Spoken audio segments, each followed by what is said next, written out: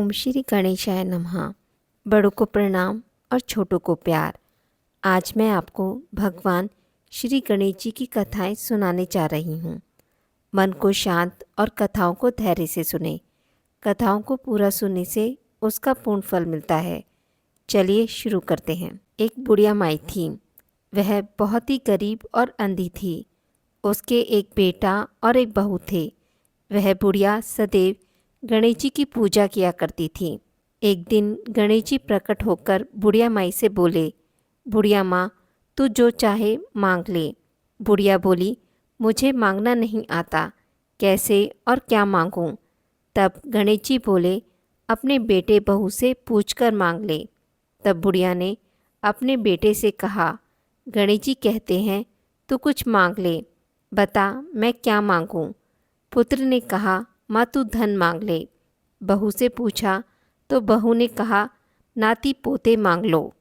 तब बुढ़िया ने सोचा कि ये तो अपने मतलब की बात कह रहे हैं।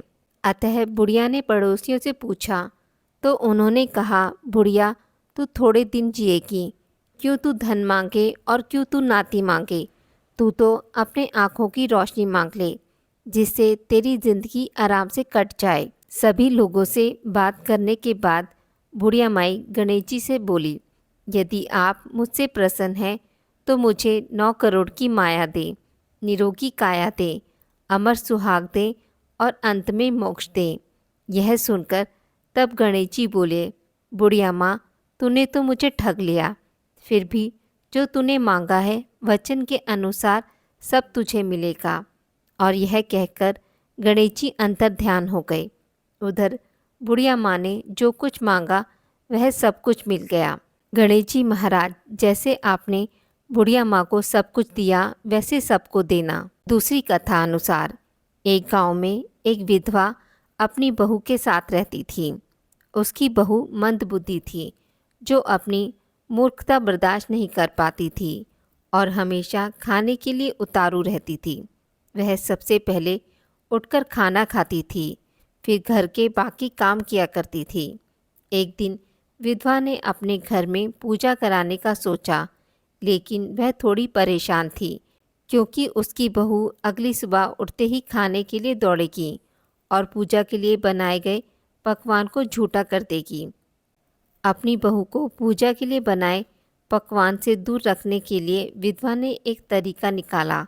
पूजा वाली सुबह उसने एक मटका लिया और उसके नीचे एक छेद कर दिया और अपनी बहू से बोली कि आज पूजा है, इसलिए खाना खाने से पहले पानी भर के ले आओ। बहू भी चालाक निकली। उसने देख लिया था कि विधवा ने मटके के नीचे छेद कर दिया है, इसलिए वह अपनी साड़ी में आटा बांधकर पनघट पर चली गई। वहाँ उसने आटा निकाला और कुएं के पानी की मदद से बाटियां बनाने लग गई। कुएं के पास एक शमशान घाट था, जहाँ चिता जलाई जा रही थी। बहू ने उसकी आंच में अपनी बाटी सेक ली। उसकी बाटियां सूखी थी तो वह पास में ही गणेश जी के मंदिर चली गई, जहाँ गणेश जी को किसी ने चोला चढ़ाया हुआ था। उसने देखा कि गणेश जी की तौन पर घी लगा हुआ है। उसने उस घी को अपनी बाटियों पर लगा लिया और उसका भोग गणेश जी को भी लगाकर वह बाटी खा ली और घर वापस चली गई। बहू की इस हरकत पर गणेश जी को बहुत गुस्सा आया और उन्होंने गुस्से में अपनी नाक पर उंगली चढ़ा लिया। जब गांव वालों ने देखा कि गणेश जी ने अपने नाक के ऊपर उंगली चढ़ा लिया है तो उन्हें मनाने के लिए बहुत कोशिश करने के बाद भी गणेश जी नहीं माने। उन्होंने अपनी उंगली नाक से नहीं उतारी। जब यह बात राजा को पता चली तो राजा ने बड़े बड़े पंडितों और ज्योतिषियों को बुलवाया और हवन करवाया, लेकिन गणेश जी फिर भी नहीं माने। सब बहुत चिंतित थे। राजा ने पूरे गांव में यह ऐलान करवा दिया कि जो भी इंसान गणेश जी की नाक पर से उंगली हटाने में सफल होगा उसे इनाम के तौर पर 5 गांव दिए जाएंगे। गांव के सभी लोग गणेश जी को मनाने में लग गए, लेकिन गणेश जी माने ही नहीं और अपनी उंगली चढ़ाए रखे।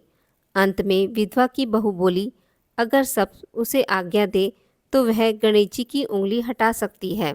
उसकी बात सुनकर विधवा हंसने लगी और बोली, जब बड़े बड़े विद्वान कुछ नहीं कर पाए तो वह कैसे गणेश जी को मना पाएगी।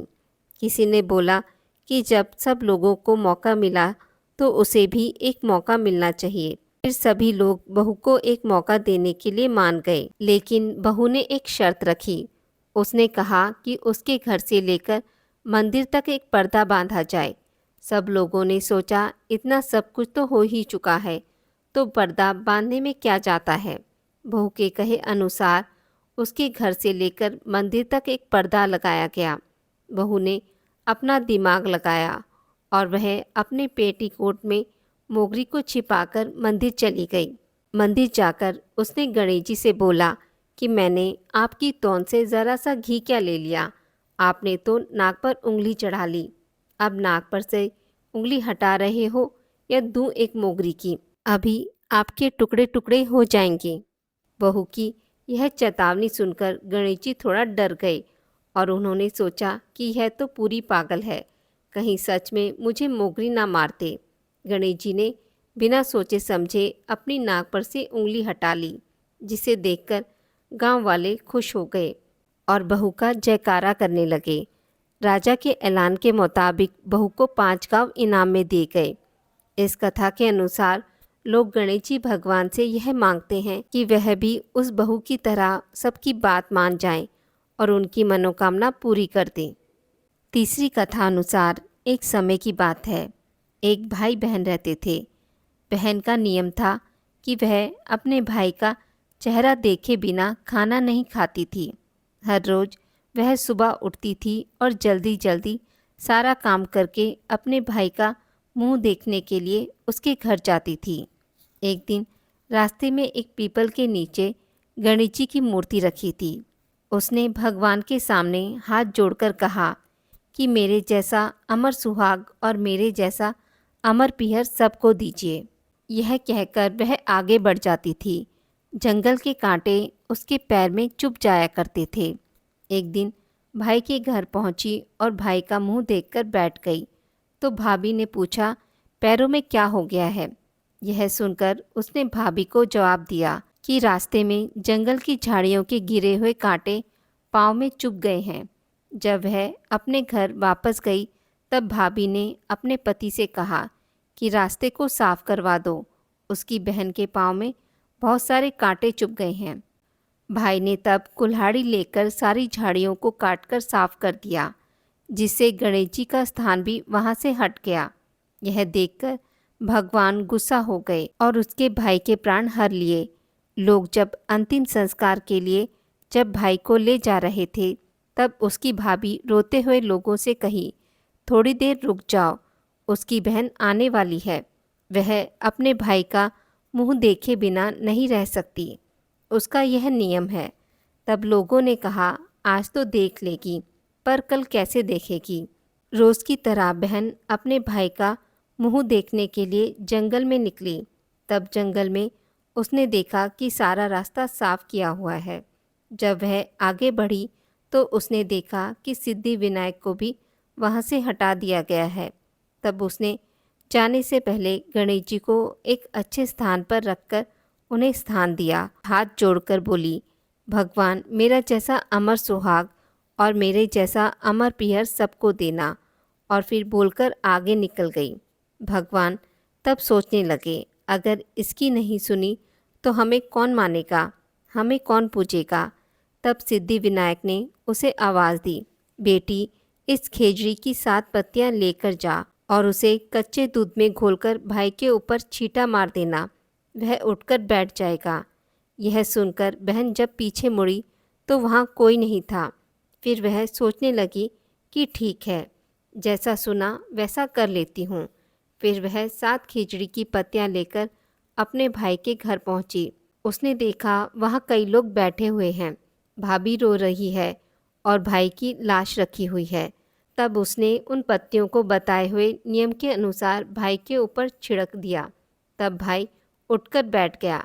भाई बोला, बहन से मुझे तो बहुत गहरी नींद आ गई थी।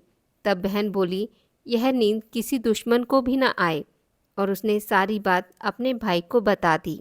चौथी कथा अनुसार हर किसी को मालूम है कि गणेश जी को मोदक और मिठाई कितनी पसंद है।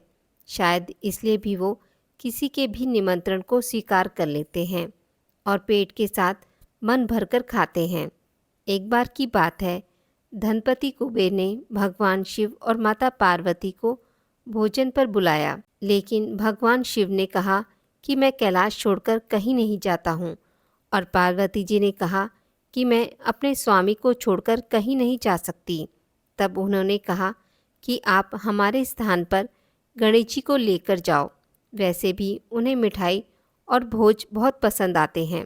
तब कुबेर गणेश जी को अपने साथ भोज पर ले गए। वहाँ उन्होंने मन भरकर मिठाई और मोदक खाए। वापस आते समय कुबेर ने उन्हें मिठाई का थाल देकर विदा किया। लौटते समय चंद्रमा की चांदनी में गणेश जी अपने चूहे पर बैठकर आ रहे थे, लेकिन ज़्यादा खा लेने के कारण बड़ी ही मुश्किल से अपने आप को संभाल पा रहे थे। उसी समय अचानक चूहे का पैर किसी पत्थर से लगकर डगमगाने लगा। इससे गणेश जी चूहे के ऊपर से गिर गए और पेट ज़्यादा भरा होने के कारण अपने आप को संभाल नहीं सके और मिठाई भी यहाँ वहाँ गिर गई। यह सब चंद्रदेव ऊपर से देख रहे थे। उन्होंने जैसे ही गणेश जी को गिरता देखा तो अपनी हंसी रोक नहीं पाए और उनका मजाक उड़ाते हुए बोले कि जब खुद को संभाल नहीं सकते तो इतना खाते ही क्यों हो। चंद्रमा की बात सुनकर गणेश जी को गुस्सा आ गया। उन्होंने सोचा कि घमंड में चूर होकर चंद्रमा मुझे उठाने के लिए किसी प्रकार की सहायता नहीं कर रहा है और ऊपर से मेरा मजाक उड़ा रहा है। इसलिए गणेश जी ने चंद्रमा को श्राप दिया कि जो भी गणेश चतुर्थी के दिन तुमको देखेगा वह लोगों के सामने चोर कहलाएगा। श्राप की बात सुनकर चंद्रमा घबरा गए और सोचने लगे कि फिर तो मुझे कोई भी नहीं देखेगा। उन्होंने शीघ्र ही गणेश जी से माफ़ी मांगी। कुछ देर बाद जब गणेश जी का गुस्सा शांत हुआ तब उन्होंने कहा कि मैं श्राप तो वापस नहीं ले सकता, लेकिन तुमको एक वरदान देता हूँ कि अगर वही व्यक्ति अगली गणेश चतुर्थी को तुमको देखेगा तो उसके ऊपर से चोर होने का श्राप उतर जाएगा। तब जाकर चंद्रमा की जान में जान आई। 5वीं कथानुसार एक समय की बात है, राजा हरिश्चंद्र के राज्य में एक कुम्हार था। वह मिट्टी के बर्तन बनाता था, लेकिन वह कच्चे रह जाते थे। एक पुजारी की सलाह पर उसने उस समस्या को दूर करने के लिए एक छोटे बालक को मिट्टी के बर्तनों के साथ आवे में डाल दिया। उस दिन संकष्टी चतुर्थी का दिन था। उस बच्चे की माँ अपने बेटे के लिए परेशान थी। उसने गणेश जी से बेटे की कुशलता की प्रार्थना की। दूसरे दिन जब कुम्हार ने सुबह उठकर देखा तो आवे में उसके बर्तन तो पक गए थे, लेकिन बच्चे का बाल भी बांका नहीं हुआ था। वह डर गया और राजा को जाकर सारी बात बताई। उसके बाद राजा ने उस बच्चे और उसकी माँ को बुलवाया तो माँ ने सभी तरह के विघ्न को दूर करने वाली संकष्टी चतुर्थी का वर्णन किया। इस घटना के बाद से महिलाएं संतान और परिवार के सौभाग्य के लिए संकट चौथ का व्रत करने लगीं। आज की इस वीडियो में बस इतना ही। मित्रों, अगर आपको मेरी वीडियोस पसंद आती हैं तो उसे लाइक और शेयर ज़रूर करें और पूजा पाठ से जुड़ी जानकारी के लिए मेरे चैनल को सब्सक्राइब करना ना भूलें। धन्यवाद।